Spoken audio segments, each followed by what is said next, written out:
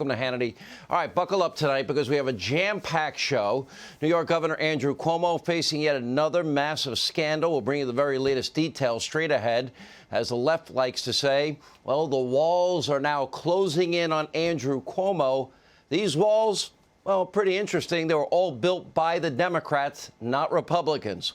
Also tonight, Mitt Romney admitting President Trump will be the 2024 nominee if he decides to run.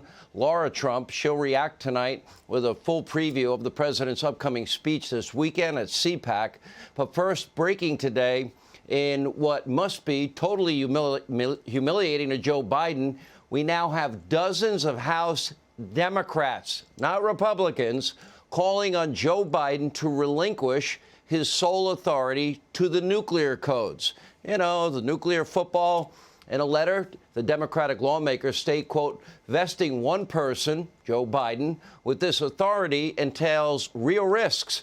Now, first of all, it's unconstitutional. That's first of all. There's one commander-in-chief. It is not the U.S. Congress. There is zero constitutional ambiguity here. But second of all, what do these Democrats know about Joe Biden that maybe the rest of us don't? They didn't propose this even when Donald Trump was president, and they all hated Donald Trump. Obviously, from our own observations, as we have been saying, and it's interesting, many liberals, and even occasionally when I see people in the media mob and they are trying to act polite with me, they'll privately say, yeah, we're all on pins and needles every time Joe talks, because we can all see with our own eyes. If you compare Joe Biden to 4 years ago, 10 years ago, he's frail, he's weak, and he's struggling cognitively. Now, if he ever had a fastball, I would argue it's long gone. And let me also be clear, I'm not making any medical diagnosis about Joe Biden, and this is not about his age. For example, Bernie Sanders is a year older than Joe Biden. He has way more energy, way more stamina, way more mental alertness, fighting every day for his insane socialist utopia. Donald Trump, similar age, boundless energy and alertness. Joe Biden always seems like he needs a nap. He also frequently confuses numbers, dates, and sometimes, you know, can barely get the words out. Take a look. The idea that over 500, I have a card, I carry a card with me every day with the total number of folks who have been affected. Fully vaccinate 300 Americans by end of the summer, the beginning of the fall. But we want to make, look, I want to repeat, it'll be enough to fully vaccinate 300 Americans to beat this pandemic, 300 million Americans. Going this way. Thank you all.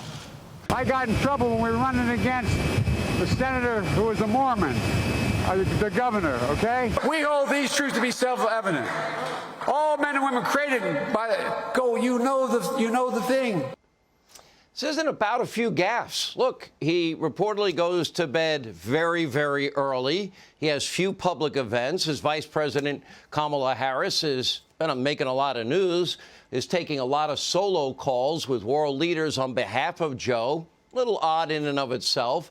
And he never misses any opportunity whatsoever to call an early lid on the day. In other words, we won't be seeing or hearing from the president for the rest of the day. It's 8 a.m. or canceling trips. Recently took a snow day after the White House got a whopping 2 inches of snow. On the campaign trail, he barely had any public events at all. He cowered in his basement bunker. The media mob, big tech, they shielded him from any and all negative stories and pretty much campaigned on his behalf and went out trashing his opponent every second of every day. We called it on this program the Candidate Protection Program. And it was, to be honest, pretty effective. One poll conducted after the election showed that 1 in 6 Biden voters would have changed their minds had they known the full details about Biden's various scandals, including the, yes, very true Hunter Biden laptop story from the New York Post. But now Joe Biden is president, and Democrats are apparently so worried about his ability to fulfill his duties as commander-in-chief, they want him to hand over the nuclear codes. Remember, this is not an isolated incident. Just a few months ago, as President Trump's term was coming to an end. Nancy Pelosi, remember, she backed that bill that would set up a nonpartisan commission to determine a president's fitness for office. She said the bill wasn't about Donald Trump. So who is the bill about? What did it all mean? It really makes you wonder what the Democrats are thinking about their own commander-in-chief.